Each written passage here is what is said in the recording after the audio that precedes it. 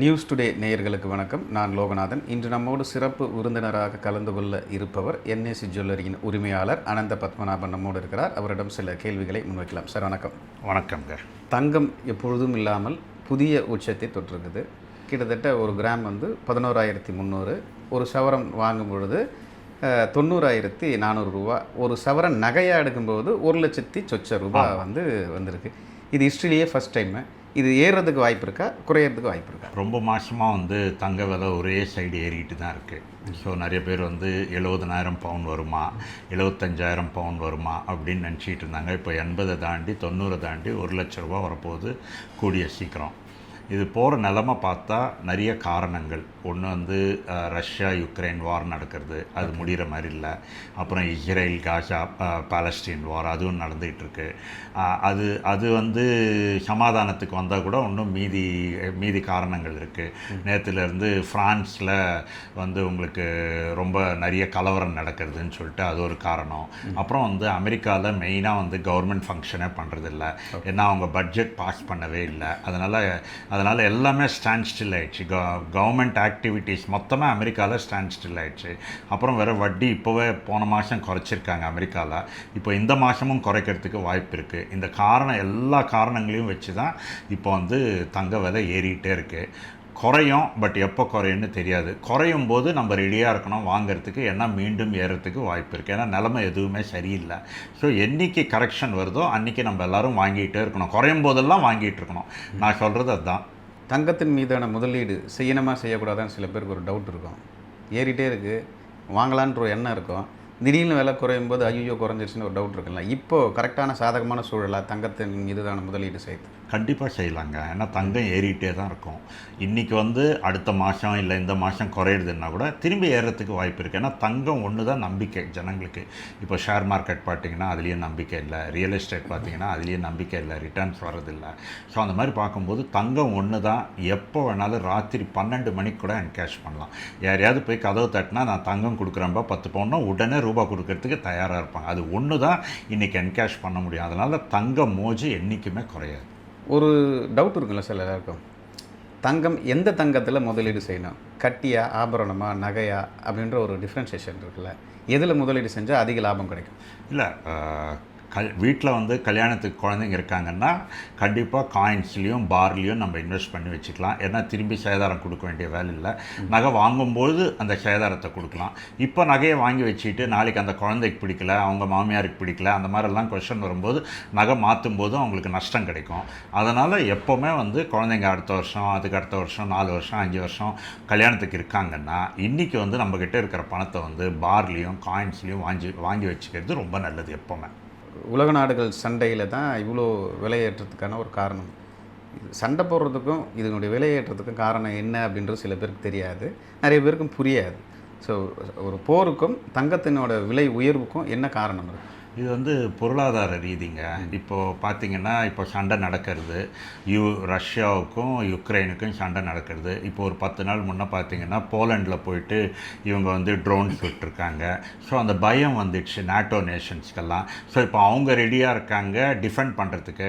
So நாளைக்கு ஏதாவது ஒரு மிசைல் போய் நாட்டோ நேஷன்ஸில் விழுந்ததுன்னா உடனே போர் பெருசாகிறதுக்கு அபாயம் இருக்குது. அதனால் நிறைய பேர் இந்த டயத்தில் நம்ம ஷேர் மார்க்கெட்லேயும் மீதி பாண்ட்ஸ் நம்ம முதலீட்டு பண்ணுறதுக்கு பதிலாக நம்ம தங்கத்தில் போட்டு வச்சோம்னா அது சேஃபாக இருக்குன்னு சொல்லிட்டு தான் நிறைய பேர் உலகம் பூரா இப்போ நாடுகளை இப்போ ஜனங்களை விட்டுடுங்க, ஃபண்ட்ஸ் விட்டுடுங்க, பெரிய பெரிய கம்பெனிஸை விட்டுடுங்க. இன்றைக்கி நாடுகள் வாங்கிறது லெஃப்ட் அண்ட் ரைட்டாக வாங்கிட்டு இருக்காங்க. ரஷ்யா, சைனா, இந்தியா, நிறைய நேஷன்ஸ் தங்கமே வாங்கிட்டு இருக்காங்க. அவங்க ரிசர்வ் பேங்க் எல்லாம் இப்போ நம்ம ரிசர்வ் பேங்க் பார்த்திங்கன்னா கோல்டு வாங்கிக்கிட்டே இருக்காங்க, சைனாலேயும் வாங்கிக்கிட்டே இருக்காங்க. ஸோ பேங்க்ஸே ஒரு நம்பிக்கை. மீதி இது மேலே நம்பிக்கை போயிடுச்சு அவங்களுக்கு. என்றைக்கு என்ன நடக்குன்னு தெரியாது. அதனால் நிறைய பேர் தங்கம் வாங்கிறதுனால அது ஏறிக்கிட்டே தான் இருக்குது. காரணம் அதுதான் காரணம் மெயின். ஸோ முன்னாடிலாம் தங்கம் காலையில் ஆர்டர் பண்ணால் சாயங்காலம் கிடைக்கும் அப்படின்னு சொல்லி தங்க வியாபாரிகள் சொல்கிறாங்க. இப்போ ஒரு வாரம் காலம் ஆகுது, ஒரே நாளில் 2 டைம் தங்கத்தினுடைய விலை ஏறுது. இது எப்படி நம்ம கணிக்கிறது? காலையில் வாங்குறது பெஸ்ட்டாக, சாயங்காலம் வாங்குறது பெஸ்ட்டான்னு யோசிப்பாங்கல்ல மக்கள்.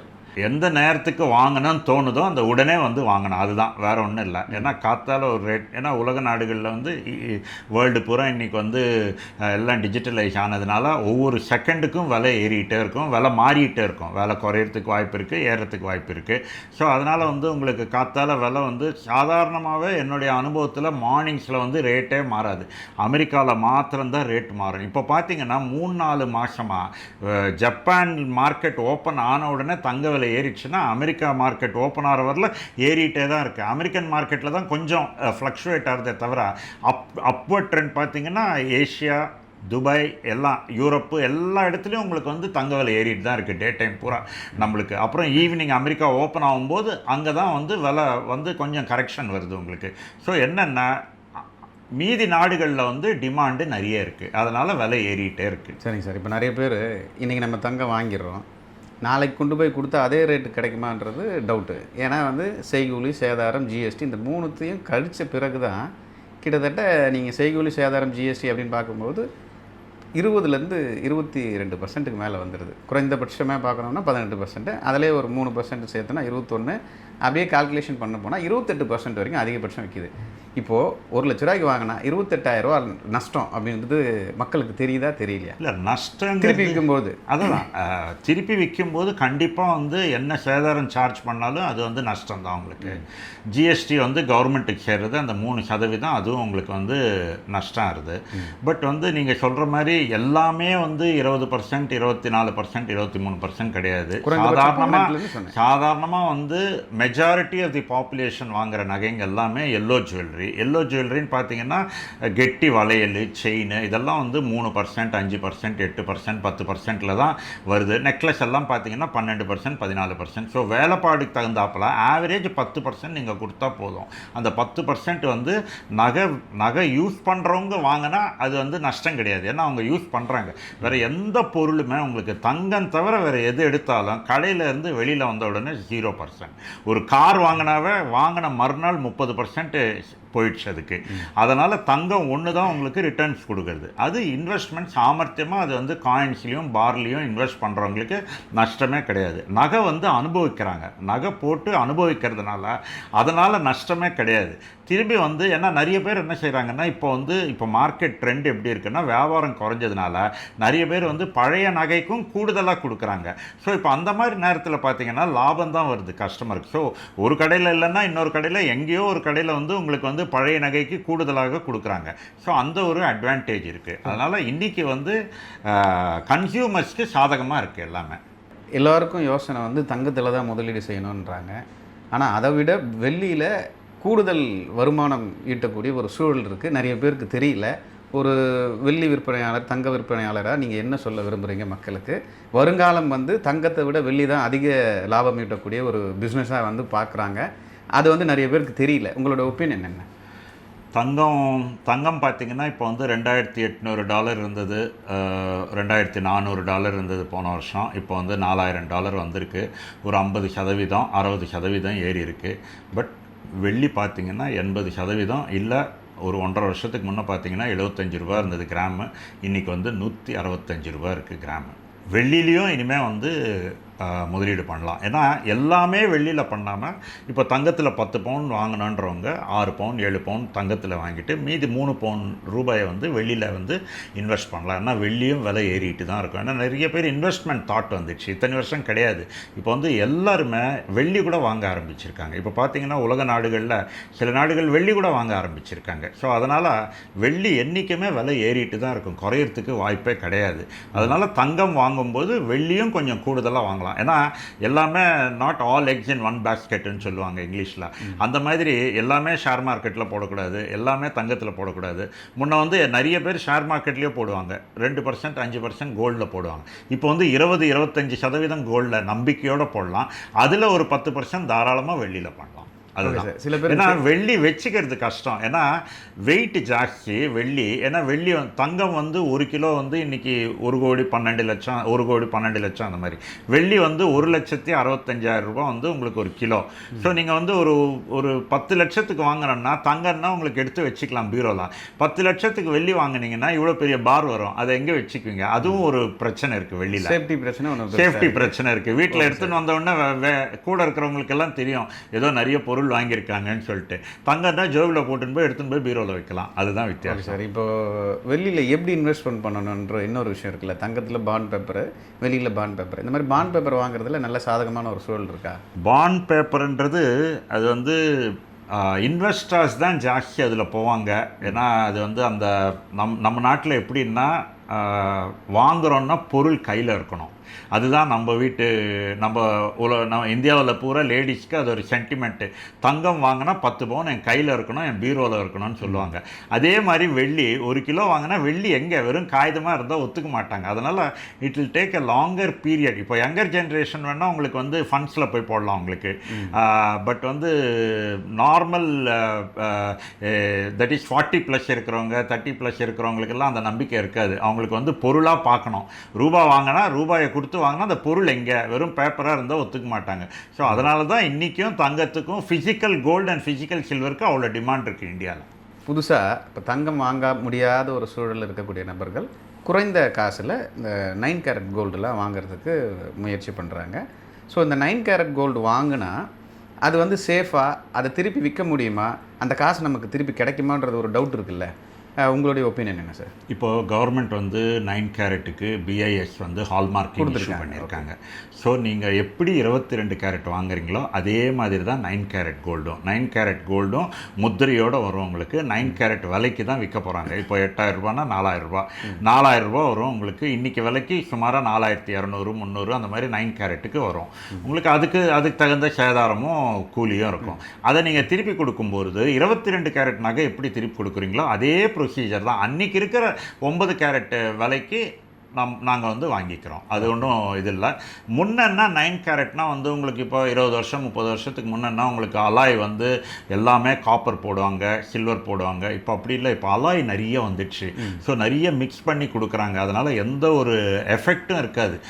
மெடிக்கல் ரீதியாகவும் எந்த ஒரு ரியாக்ஷனும் இருக்காது. கோல்டு 22 கேரட் கோல்டு எப்படியோ அதே மாதிரி தான். ஆனால் இப்போ இன்றைக்கி வந்து 9 கேரட் அவ்வளோ சீக்கிரம் பிக்கப் ஆகாது. ஃபஸ்ட்டு ஜனங்க வந்து 18 கேரட்டை அக்செப்ட் பண்ணணும். ஒரு 4 கேரட் கம்மியாக இருக்கிற நகையை அக்செப்ட் பண்ணாவே அவங்களுக்கு வந்து 2,000 ரூபாய் கிராமுக்கு குறையும். அதுக்கப்புறம் 14 கேரட்டு. 9 கேரட் என்னென்னா மெயினாக ஃபேன்சி டைமண்ட் ஜுவல்லரி, அதுக்கு தான் 9 கேரட் நல்லாயிருக்கும். வேறு ஒன்றும் இல்லை. நகைக்கு வர்றதுக்கு இன்னும் நிறைய டைம் இருக்குது. நம்ம ஊரில் வந்து அக்செப்ட் பண்ண மாட்டாங்க 9 கேரட் அவ்வளோ ஈஸியாக. நம்ம வீட்டில் கேட்டிங்கன்னா 9 கேரட்டா அப்படின்வாங்க. நீங்கள் விலை கொடுத்து வாங்குறீங்க 4,000 ரூபா, ஆனால் 9 கேரட் அக்செப்ட் பண்ண மாட்டாங்க. ஸோ ஃபஸ்ட்டு 18 கேரட் அக்செப்ட் பண்ணணும், அதுக்கப்புறம் 14 கேரட், அதுக்கப்புறம் தான் 9 கேரட். ஓகே. சாதாரணமாக இந்த வந்து டைமண்ட் ஜுவல்லரி எல்லாம் வருது பாருங்கள். Light weight diamond jewellery, daily வேர் diamond jewellery, lab grown diamond jewellery, இதெல்லாம் வருது பாருங்கள். அதுக்கெல்லாம் 9 கேரட் நல்லாயிருக்கும். ஏன்னா யங்கர் ஏஜ் யூஸ் பண்ணுறதுனால அவங்க ஒத்துக்குவாங்க, அக்செப்ட் பண்ணிக்குவாங்க. பிட்வீன் 15 இயர்ஸ் அண்ட் 25 இயர்ஸ் அவங்க அக்செப்ட் பண்ணிக்குவாங்க அதெல்லாம். ஓகே. இது பற்றிய புரிதல் மக்களுக்கு இல்லைன்றது தான் இப்போ இருக்கக்கூடிய பிரச்சனை. ஆமாம். ஓகே. இது எப்போ கிளியர் ஆவாங்க? இதுலேருந்து நம்ம இதுவும் வாங்கலாம், இது ஒரு இன்வெஸ்ட்மெண்ட் தான். ஆமாம். ஏன்னா விலை ஏற 22 கேரட் வாங்க முடியாது. சரி, அட்லீஸ்ட் 14 கேரட் போய் வாங்கிக்கலாம்னு சொல்லிட்டு. ஏன்னா நீங்கள் போட்டுக்கிட்டால் 14 22 வித்தியாசம் தெரியாது. ஏன்னா ஹால்மார்க் 14 கேரட் இருக்கும், பட் கலர் ரெண்டும் ஒரே மாதிரி தான் இருக்கும். ஸோ அந்த நேரத்தில் ஏன்னா நம்ம ஊரில் வந்து தங்கத்துக்கு மோஜு குறையாது என்ன விலை இருந்தாலும். அதுக்கு மாறுதல் வந்து 22க்கு பதில் 14 கேரட் 18 கேரட் இதை கொண்டு வந்தோம்னா நாங்களும் வியாபாரம் பண்ணலாம், அவங்களும் அனுபவிக்கலாம் நகையை வாங்கி. ஏழைகளுக்கான ஒரு நகை. ஆமாம், கண்டிப்பாக என்றைக்குமே தங்கம் வெளியில் போகாது. தங்கம் இல்லாமல் எந்த வீடும் இருக்காது. அது என்னன்னா சௌகரியம் இருக்கிறவங்க 22 கேரட்டில் வாங்குவாங்க, வசதி கம்மியாக இருக்கிறவங்க 14 கேரட்டில் வாங்குவாங்க, 9 கேரட்டில் வாங்குவாங்க. தங்கம் என்றைக்குமே மோஜ் இருக்கும். இது எப்படி சார்? இப்போ டவுட் இருக்குல்ல, இது வந்து கூடுதலாக இருக்கும் குறைவாக இருக்கும், சில பேருக்கு ஒரு டவுட் வரும் இல்லைங்களா? தங்கத்தினுடைய அளவு. இப்போ இந்த 9 கேரட்ன்றது நீங்கள் கொடுக்கும்போது வெயிட் அதிகமாக கொடுப்பீங்க. எப்படி பிரித்து எடுப்பாங்க? இது எப்படி நமக்கு திருப்பி பணம் வரும்ன்ற டவுட் ஒன்று வரும். இல்லை 9 கேரட் வந்து ஹால் மார்க்கிங்கோட உங்களுக்கு வந்து BIS சீல் இருக்கும் அதில் 9 கேரட்டுன்ட்டு. ஸோ அந்த 9 கேரட்னா எத்தனை பர்சன்டேஜ், அந்த பர்சன்டேஜுக்கு தான் 37% அதில் தங்கம் இருக்கும். ஸோ அந்த 37% தங்கத்துக்கான விலை தான் நாங்கள் போடுவோம்.